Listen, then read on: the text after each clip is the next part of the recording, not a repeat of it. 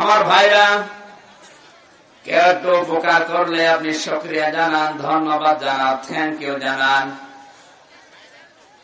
ফেরেশতারা জিজ্ঞাসা করে, রব্বুল আলামিন তোমার বান্দা যার কাছ থেকে যা পায় তাকে ধন্যবাদ দেয়, থ্যাংক ইউ দেয়, কিন্তু তুমি প্রতিদিন 16 কেজি করে অক্সিজেন দাও, কোনদিন আজ পর্যন্ত তোমার ধন্যবাদ দেয়নি।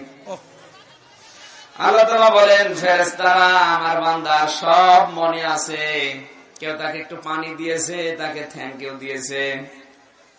পৃথিবীতে কেউ তাকে খাবার দিয়েছে, ধন্যবাদ জানিয়েছে, শুধু আমি আল্লাহর কথা আমার বান্দার মনে নেই। পৃথিবীতে এমন কেউ নেই 10 বছর আগেও যদি উপকার করে সেটাও আপনি অন্তত মনে রাখেন, কৃতজ্ঞতা আদায় করার জন্য তাকে দেখা হলে সম্মান জানান। 173 টন আলো আর বাতাস দিয়ে এই যে সূর্যটা দেখতে পাচ্ছেন, 30,000 কোটি ফরেনহাইট বিদ্যুৎ খরচ হচ্ছে এক একটা সেকেন্ড এই সূর্যটাকে জ্বালাতে। কোনদিন একটা টাকা জিবরাইল এসে আমাদের কাছে বিল ধরিয়ে দেয়নি যে আপনি গোসল করে শীতের দিন এই সূর্যের আলোতে শরীর শুকিয়েছেন, এই জন্য 10 টাকা বলেছে না। না, এইভাবে হলে তো সমস্যা। কি অবস্থা?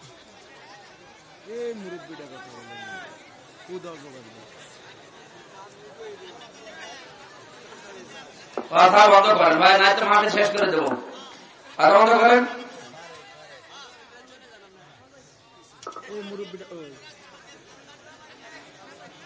আপনি আগে থেকে আসেননি কেন?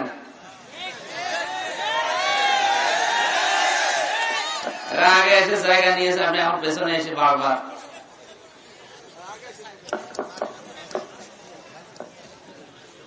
আর সামনে আগাতে বলবো জায়গা থাকলে না থাকলে এরা আগাবে কোথায়? জায়গা আছে আর আন্দাজে বললে হবে।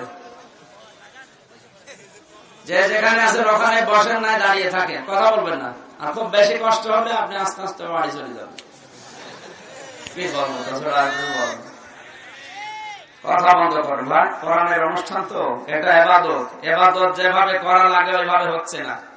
প্রতিমার সামনে মানুষ যেভাবে ইবাদত করে দেখেছেন, কি আবেগ আগ্রহ নিয়ে, কি ভীত সন্তুষ্ট হয়ে সেজদা দেয়, অথচ যার সামনে সেজদা দিয়েছে ওর কিছু করার ক্ষমতা আছে না। একটা মশা মাছি দাঁড়াবে, সে ক্ষমতা নেই। তার সামনে যদি আপনি এত ভীত সন্তুষ্ট হয়ে এত আদব আখলাক নিয়ে সেজদা দেন, আমাদের যিনি মালিক তার সামনে এখন আপনি বসা আছে। কোরআনে কারীম যখন তেলাওয়াত হয়, আল্লাহ তার বান্দার দিকে এত বেশি আগ্রহ নিয়ে তাকিয়ে থাকে, পৃথিবীর অন্য কোন দিকে আল্লাহ এত বেশি তাকায়। আপনি আল্লাহর নজরের ভেতরে যেহেতু আছে, আপনার আচরণ দেখে যেন আল্লাহর আবার রাগ হয়ে না যায় যে কি বিয়াদব। মসজিদে মানুষ যখন প্রবেশ করে তখন 4 জন ফেরেশতা একটা রহমতের চাদর চারদিকে ধরে আপনার মাথার উপরে টান দিয়ে দেয়। আল্লাহর জিকির আজগার বাদ দিয়ে আপনি যদি দুনিয়ার কোন কথাবার্তা নিয়ে আলাপ আলোচনা করেন, একদিকের ফেরেশতা বলে, যা দুনিয়ার কথা আরম্ভ করলে তোর এই চাদর ছেড়ে দিলাম। একটা ছেড়ে দিলে কয়টা থাকে? আপনি যখন আরো বেশি বলেন তখন আর একজন ফেরেশতা বলে, যা আমিও ছেড়ে দিলাম। আর 2 জন আছে, 2 জনের চাদর ধরে রাখতে পারবে না। বাকি আরো বেশি যখন কথা বলেন, ওই 2 জন একবারে বলে, আল্লাহর দুশমন, চুপ করো। এটাও কিন্তু এখন ইবাদত। ঠিক, চাদর হয়তো আপনার মাথার উপরে রহমতের চাদর দেওয়া আছে, আপনি টের পাচ্ছেন না। তাই এখন যদি বারবার ডিস্টার্ব করে, না জানি ওরা আবার বদদোয়া দিয়ে চলে যায় কিনা। এখনো কথা বলছে, ওকে মানুষ না রওশনের সাথে। আসলে কথা বন্ধ হবে, আলহামদুলিল্লাহ। দল মত নির্বিশেষে কোরআনের অনুষ্ঠানে যারা ইবাদত মনে করে এসেছেন, পৃথিবীর এমন কোন উপকারকারী নেই যার উপকার পাওয়ার পরে আপনি থ্যাংক ইউ, ধন্যবাদ দেন না। আল্লাহ তাআলা তখন বলে, ফেরেশতারা আমার বান্দার আর আমার ব্যাপার, ও ধন্যবাদ জানাতে, থ্যাংক ইউ জানাতে ওর মনে নেই। ওর দুনিয়ার সব মনে থাকে, শুধু আমি আল্লাহর কথাটা ওর মনে থাকে না। আমি আমার আল্লাহ, আমি আমার বান্দার আমার ভেতরে যে সম্পর্ক, এটা তোমরা বুঝবে না, তোমাদের এগুলো লেখার দরকার নেই, আমি আল্লাহ নিজে ঠিক করে নেব। সুতরাং ওই আল্লাহর মনে কুদরতের অন্তরে যেন আমরা দুঃখ না দেই, খুশি হয়ে বলেন আলহামদুলিল্লাহ। পৃথিবীতে মানুষ যা পেয়ে আনন্দ করবে তার ভেতরে অন্যতম হচ্ছে কোরআন। আল্লাহ পাক বলেন, কুল বিফাদলিল্লাহি ওয়া বিরহমাতিহি ফাবিযালিকা ফালিয়াফরাহু হুয়া খায়রুম মিম্মা ইয়াজমাউন। সূরা ইউনূসের 58 নম্বর আয়াতে আল্লাহ জানিয়েছেন, নবী আপনি বলুন, তাম দুনিয়ার মানুষ যা গেইন করে, যা সিট করে, যা অর্জন করে, যা কিছু পেয়ে আনন্দে আছে, আমি আল্লাহর কাছে কোরআনে কারীম শ্রেষ্ঠ সম্পদ। আল্লাহর কাছে এটা শ্রেষ্ঠ সম্পদ। খেয়াল করেছে? ফাবিযালিকা ফালিয়াফরাহু, সুতরাং কোরআন যা দুনিয়ায় পেয়েছে তারা যেন আনন্দ করে। দুনিয়ায় 110 কোটির উপরে মানুষ, মাত্র আমরা 175 কোটি মুসলিম। আমরা মুখে জোর করে কথা বলতে পারি যে আমরা কোরআন পেয়েছি, অন্য কোন জাতি এ কথা জোর দিয়ে বলতে পারে না, পারে না। কিন্তু আমাদের আফসোস, আমরা এ কথা বলার পরও হাজারো লাখো মুসলমান আজ আল্লাহর কোরআন পড়তে পারি না। আমার একটু দুঃখ লাগে না মনে? আপনার মালিক আপনাকে কি কি জানাতে চায় আপনি পড়তেই পারেন না, বোঝা তো দূরের কথা। আপনার তো একটু অন্তত আঘাত লাগার কথা অন্তরে। আহ্বান জানাচ্ছে আপনি কোরআন শিখবেন, যে বয়স হোক, বয়স কোন ফ্যাক্টর না। আপনার 80 বছর হোক, এখনই কায়দা কিনে যদি এক আলিফ বা তাসা পড়তে 29 দিন সময় লাগুক। আমার ছোট যে মেয়েটা, ছোট্ট মেয়ে জান্নাতুল মা, 5 বছর বয়স, ও আজকে আমাকে মোবাইলে শোনালো, বলছে আব্বু আমি এখন পড়ছি আলিফ বা তাসা যেভাবে উচ্চারণ করছে আমার বাবা পারবে না, কারণ বাবা তো ওইভাবে পড়ে না। ওর কচি মুখের যে উচ্চারণ গুলো, আপনার এই 80 বছর বয়সে একটা দাঁতও নেই, হয়তো ওইভাবে হবে না। চেষ্টা চালান, এক আলিফ বলতে যদি 10 দিন লাগুক, মরার আগ পর্যন্ত যদি আপনি 29টা অক্ষর শিখে মরতে পারেন, তা আপনি তালবে এলেন। কারণ তালবে এলেম হয়ে যদি কেউ মারা যায়, তার হিসাব দেওয়া লাগে না, বিনা হিসাবে বিনা বিচারে জান্নাত পেয়ে যাবে। তালবে এলেম হয়ে যাবেন যারা পারেন না, অন্তত কোরআনে রাজি আছেন তো? ইনশাআল্লাহ শিখে, আপনার লজ্জা নেই। কিসের লজ্জা? হয়তো বাবা মা আপনাকে ওই সময় এই লাইনে দেয়নি, আপনি পারেন না, এটা দোষ আপনার বাবা মা। আপনি আশা করছি শিখে নেবেন। আর অনেক ঝামেলাপূর্ণ সন্তানও আছে, ও দিলেও খালি পালিয়ে যায়, পড়তে চায় না, কারণ এই লাইনে শয়তান তো বেশি লাগে। আমার পায়েও চেন বাঁধা ছিল, মানে আমিও শয়তান মাথায় ছিলাম, চেন বেঁধেছিলাম। বাবা মারা পড়বি না মানে খালি দৌড় মারতাম।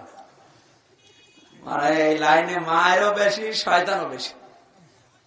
যাক হয়ে গেছে, হাফেজি পড়ার পরে আলেম লাইনে দিয়েছে, আলহামদুলিল্লাহ। আমি এখন বুঝতেছি, যদি ওই সময় দৌড় দেওয়ার পরে মা বাবা না দিত, তো এখন আপনার মতোই থাকতাম, পড়তে পারতাম না।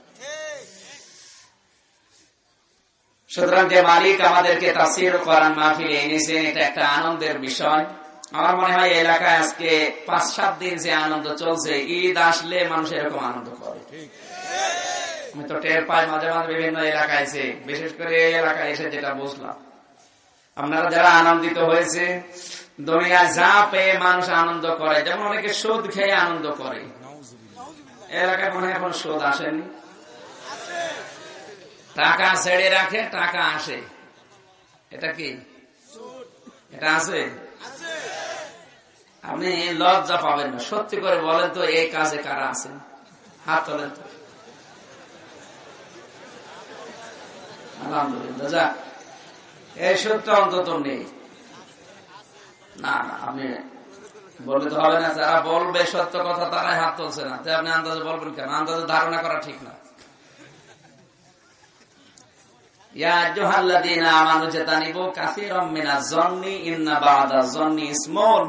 আল্লাহ তাআলা বলেন, ঈমানদারেরা আন্দাজে কারো উপরে ধারণা করো না, কারণ ধারণা করা গুনার কাজ। আমরা ধারণা না, সরাসরি দেখতেছিলাম, একটা লোককেও পেলাম না, তার মানে এলাকায় অন্তত টাকা ছেড়ে টাকা রাখা টাকা আসায় এই সুদ নেই, জমি জায়গা দিয়ে যে সুদ এইটা আছে না? নেই।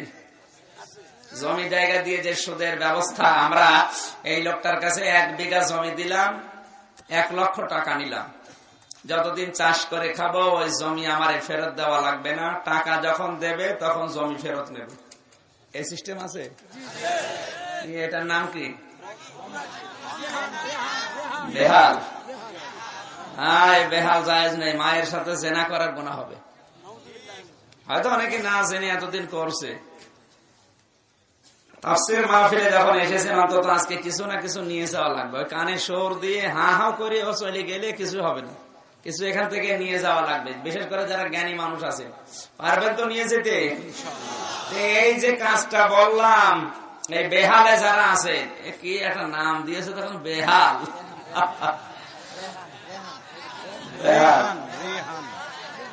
যা আপনি বুঝলে হবে ভাই। এইটাই কারা আছেন দেখি হাত তোলেন। 1 জন, 2, যাক 5-6 জন আছে, অসুবিধা নেই।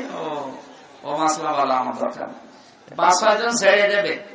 এটা যদি জায়েজ করতে চান তাহলে যতক্ষণ আপনি চাষ করে খাবেন, যদি 10 বছর একাধারে চাষ করে খান, 10 বছর সরকারকে যে টাকা দেওয়া লাগে ওই টাকা আপনি দিয়ে দেবেন।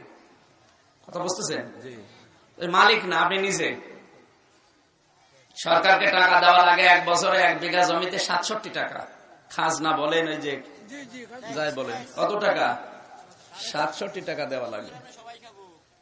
আপনি এই টাকাটা দিয়ে খাবেন, অসুবিধা নেই। দ্বিতীয় নাম্বার হচ্ছে, যখন উনি টাকা ফেরত নেবে কমপক্ষে 18 থেকে 20,000 টাকা কম দেওয়া লাগবে। এটা ঝামেলা পড়ে গেল না? আশা করছি এই 2টা নিয়ম যদি মানতে পারেন তাহলে এই বেহাল নাকি রেহাল এটা জায়েজ আছে। আর যদি এটা মানতে না পারেন, না হবে না। আপনি হাত তুললেন কেন? আপনাকে ছেড়ে দেওয়া লাগবে। মায়ের সাথে জেনা করতে আপনাকে এই এলাকায় দেওয়া হবে না। আপনি এত বড় নিকৃষ্ট গুনাহ করে মসজিদে আসবেন, আপনার মসজিদেও আসার দরকার নেই। কি বলেন না কেন? কারণ এই দেশে যারা মদ খায় তারা মসজিদে আসলে আমরা তাদের বের করে দিই, যে মদ খেয়ে মাতলামি করা যাবে না। কেউ মদ খেয়ে আসে মসজিদে, আসলে রাখবেন। অথচ মদ খাওয়া যে গুনাহ, এই যে গুনাহটা বললাম, মায়ের সাথে জেনা করা একই গুনাহ। এই গুনাহ করে অনেকে দেদারসে আসতেছে, ব্যাংকে টাকা রেখে খাচ্ছে, জমি জায়গা রেখে, এরপরে টাকা ছেড়ে টাকা আসে এই নিয়মে। তো একই তো গুনাহ। মদ খেলে আপনি কিছু বলেন, আর এটা করলে কিছু বলেন না, মানে গুনাহ তো একই। একবার বলছেন না কেন? এটা মদ যেমন খেয়ে আপনাকে মসজিদে আমরা ঢুকতে